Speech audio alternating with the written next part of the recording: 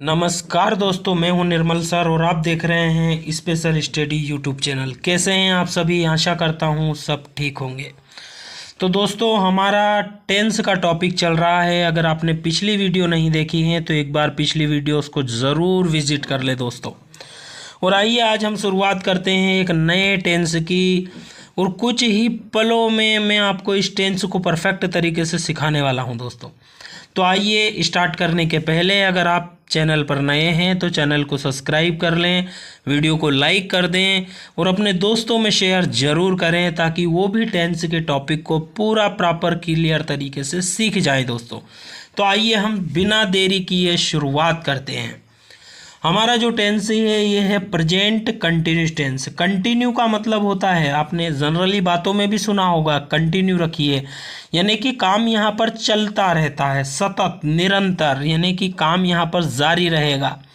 ना तो दोस्तों प्रारंभ का पता होता है ना ही अंत का पता होता है, बस यहाँ काम चलता रहेगा। यानी कि हिंदी वाक्यों के अंत में हमारा जो पहचान रहेगी वो रहेगी रहा है, रही है, रहा हूँ आदि शब्द आते हैं दोस्तों। ठीक है, आशा करता हूँ आपको इतना समझ में आया होगा। अगला पॉइंट्स है, देखो मैं आपको 3 पॉइंट्स बताता हूँ। पहला पहचान, दूसरा नियम यानी कि रूल्स, और तीसरा बताता हूँ आपको स्ट्रक्चर यानी कि संरचना। और 3 पॉइंट्स अगर हम क्लियर कर लेते हैं तो हमारे टेंस पक्के हो जाते हैं दोस्तों। तो देखिए, पहचान तो हमारी हो गई कि हिंदी वाक्यों के अंत में रहा है, रही है आदि शब्द आएंगे। रूल्स की हम बात करें तो मैं अक्सर आपको 2 नियम बताता हूँ, 2 रूल्स बताता हूँ। पहला नियम होता है मेन वर्ब का। मेन वर्ब यानी होती है मुख्य क्रिया। मुख्य क्रिया यानी कि होता है मेन काम आप क्या कर रहे हो, यानी कि जिसके अंत में ना आए वो हमारी मेन वर्ब होती है दोस्तों। तो यहाँ मेन वर्ब की हम फर्स्ट फॉर्म का यूज करने वाले हैं और उसके साथ में हम आईएनजी जोड़ने वाले हैं दोस्तों।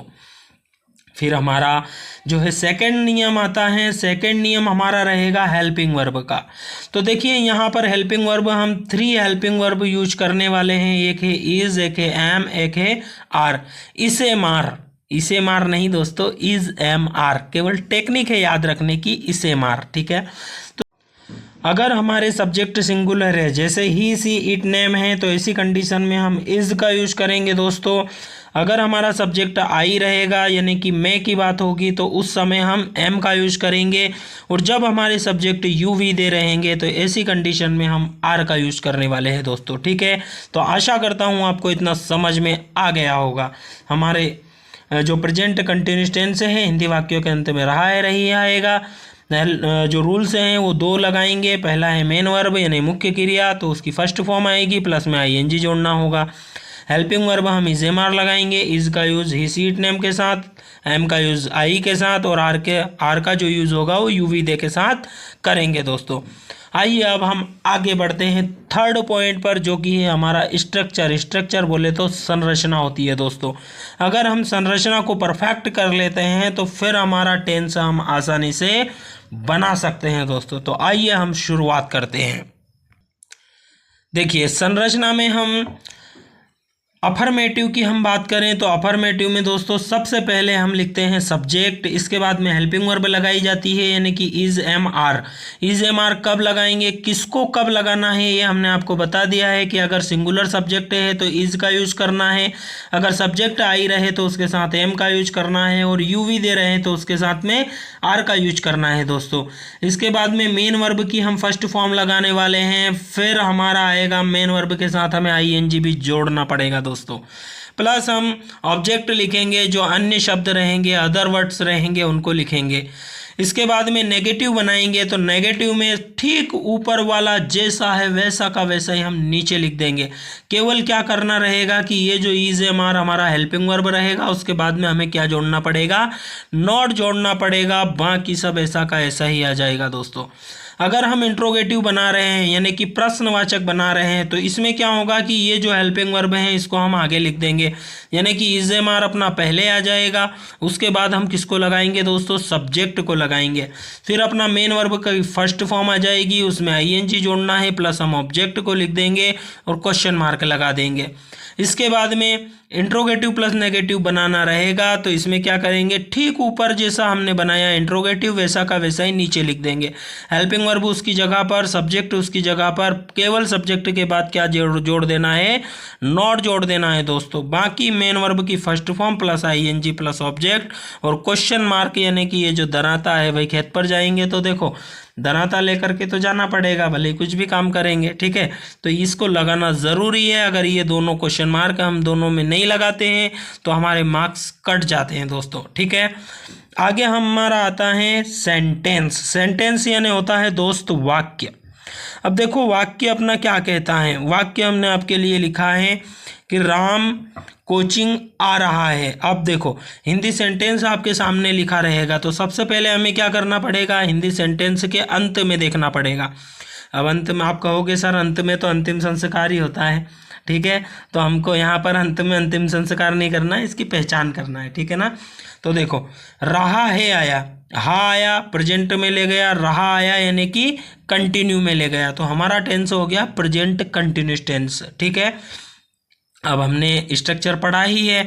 अब सबसे पहले देखो ना तो इसमें नहीं लिखा है जो ये नेगेटिव होता, ना ही इसमें स्टार्टिंग में क्या लगा है जो इंट्रोगेटिव होता है, और ना ही स्टार्टिंग में क्या और बीच में नहीं है जो ये हमारा इंट्रोगेटिव प्लस नेगेटिव होता है। इसलिए ये सेंटेंस हमारा अफर्मेटिव लिखा है।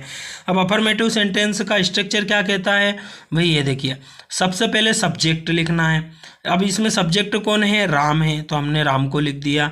फिर हमें क्या करना है, हेल्पिंग वर्ब जोड़ना है, इज एम आर, तीनों में से एक लिखनी है। अब सब्जेक्ट को देखेंगे कि राम है, ये किसी का नेम है और हमने पढ़ा है कि नेम के साथ में इज आएगा तो हमने इज जोड़ दिया।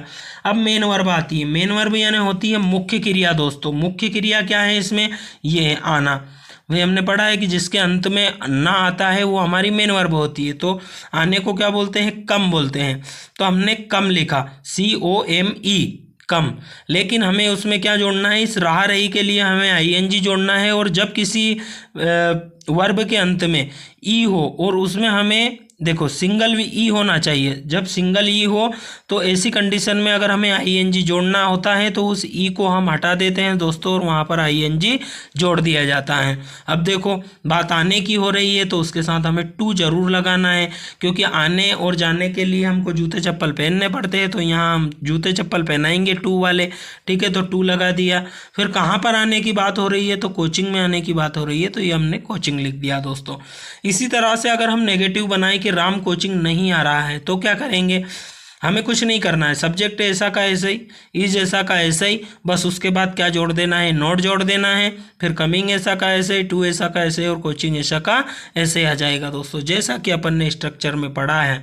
इसके बाद में इंट्रोगेटिव यानी कि प्रश्नवाचक, क्या राम कोचिंग आ रहा है, तो ऐसी कंडीशन में क्या करेंगे, ये जो हेल्पिंग वर्ब है इसको आगे लिख देंगे, यानी कि सबसे पहले हेल्पिंग वर्ब हमारी तो इज आ जाएगी, उसके बाद में सब्जेक्ट लिखना पड़ेगा तो राम आ गया। फिर मेन वर्ब की फर्स्ट फॉर्म कम और ING उसमें जोड़ दिया तो कमिंग। टू कहाँ पर आने की बात हो रही है, कोचिंग में आने की बात हो रही है, और हमें क्वेश्चन मार्क भी लगाना है दोस्तों। इसी तरह से हमें इंट्रोगेटिव प्लस नेगेटिव बनाना है तो इज MR, तो यहाँ पर हमने राम के साथ इज लगाया था तो इसको पहले लिख देंगे, उसके बाद सब्जेक्ट राम आ जाएगा। फिर हमें नॉट को जोड़ना है, मेन वर्ब की फर्स्ट फॉर्म के साथ ING हमने लिख दिया। कमिंग टू कहाँ पर आने की बात हो रही है, तो कोचिंग में आने की बात हो रही है दोस्तों।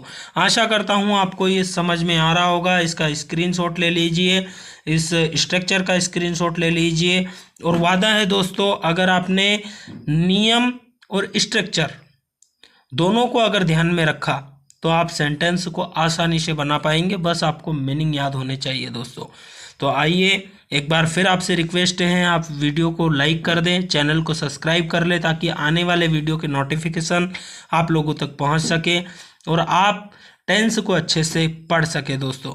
हम करने वाले हैं, सारे टेंस को कवर करने वाले हैं, इसके बाद हम वॉइस भी पढ़ेंगे और मैं स्पोकन की क्लासेस भी आपके लिए लाने वाला हूं दोस्तों। तो इसी के साथ थैंक यू, बाय बाय। मैंने बहुत ही कम समय में आपको बहुत ज़्यादा और बहुत अच्छा और बहुत सटीक कंटेंट आपको दिया है दोस्तों। इसके लिए आप मेरा हौसला ज़रूर बढ़ाएं, मेरे चैनल को सब्सक्राइब कर लें। Thank you.